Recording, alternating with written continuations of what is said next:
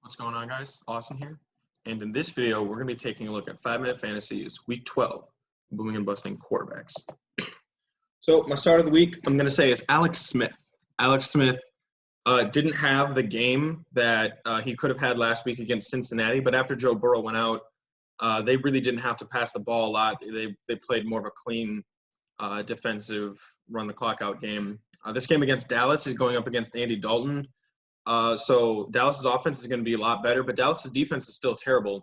I expect Washington to win this game, but I expect it to be higher scoring than people might realize. Tua Tagovailoa against the Jets. I know he had a pretty weak game against Denver last week. He got benched in that one, but he'd also gotten sacked 8 times. The Jets don't have the requisite pass rush to get to Tua even 3 times, let alone 8. So expect him to bounce back with a really good game this week. Daniel Jones against Cincinnati. They're going to be able to put up some points. Cincinnati's defense is bad, plus Joe Burrow's not playing. So they're going to have a lot of possessions, the Giants will. Daniel Jones is probably not going to turn the football over a lot because he's not going to have to make a lot of he's not going to be under pressure. They're probably going to play with a lead, but, I mean, he'll probably have a lot of possessions to end up getting lots of yards and lots of potential touchdowns. I'm going to say Matthew Stafford versus Houston. He played last week with, I believe, an injured thumb, and it wasn't great, but it was also against Carolina, who's got really good safeties, a really good secondary. Houston does not have a good secondary, nor do they have a good front seven. All they've got is J.J. Watt and a bunch of nobodies. With Deshaun Watson on the other side, this could be somewhat of an offensive game. So expect Matthew Stafford to get a lot of passes out, especially with Marvin Jones another week healthy, and then potentially Kenny Golladay coming back. I'm going to say start Ben Roethlisberger. Going up against Baltimore, I think this is going to be a one-sided game. Baltimore, the game just got shifted from Thursday to Sunday, and Pittsburgh is not happy about that. Baltimore had a few players get on the COVID reserve list, and so the NFL shifted the schedule so that more of Baltimore's players could end up in the game. Pittsburgh is not happy. They're mad that they lost a primetime game. They're mad that they had to have their bye in like week 4, I think, way too early in the season because other teams can't keep their COVID situation under wraps. I think that Ben Roethlisberger is going to come out. He's going to dominate this game. It's going to be one-sided. I expect Pittsburgh to win and expect it to look ugly. I'm going to say sit Carson Wentz. He's going up against Seattle. This feels like a trap game for Philadelphia's offense.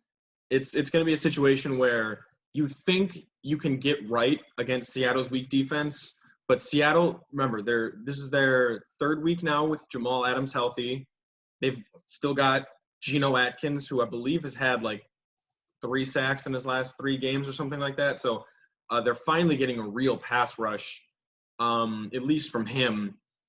Expect Carson Wentz to be under duress like he normally is. Expect Jamal Adams to be coming off the edge and blitzing, making wild plays. I don't think Carson Wentz is going to be able to play very well at home against Seattle's defense. I'm going to say sit Kirk Cousins. He had a great week last week, but it was Dallas. Going up against Carolina, Carolina does not have a good run defense at all. All right. So because of that, I think this is going to be one of those heavy Dalvin Cook games. People were getting on Kirk Cousins' case at the beginning of last year because, Kirk wasn't passing and he had a huge contract. But, I mean, they were winning games with him, throwing like 97 yards just because Dalvin Cook is so amazing. This game against Carolina, I expect it to look a lot like that. Matt Ryan versus the Raiders. This feels like a game. The Raiders have been doing really well lately. Not necessarily lights out on defense, but they've been doing a good job at holding their opponents to fewer and fewer attempts. I mean, last week, it took a final 2-minute drive for Patrick Mahomes to finally break 30 points against this defense, which, I mean, 30 points is a lot. But Matt Ryan and the Falcons have also been struggling. I expect the pass rush with this team, which the pass rush got to Patrick Mahomes pretty well, but the pass rush should be getting back healthy and away from the COVID reserve. So Don't start Matt Ryan this week. Another Ryan Tannehill at Indianapolis. I expect for Derrick Henry to have a better game this week than he did 2 weeks ago. I don't think Ryan Tannehill is going to be able to duplicate that performance. They still have to go up against Xavier Rhodes and that pretty good secondary. They've got a good pass rush in Indianapolis. I think Indianapolis is going to win this game. They've been really hot lately. But going up against a division rival, I don't think Ryan Tannehill is going to be able to elevate his performance against probably a top 3 defense in the league in Indy. And then Lamar Jackson at Pittsburgh, for all the reasons that I mentioned before with Ben Roethlisberger. I also think that Pittsburgh's defense is better than it was 4 weeks ago. And Lamar Jackson and the Ravens are kind of on a slide right now. Their offense has grown stale.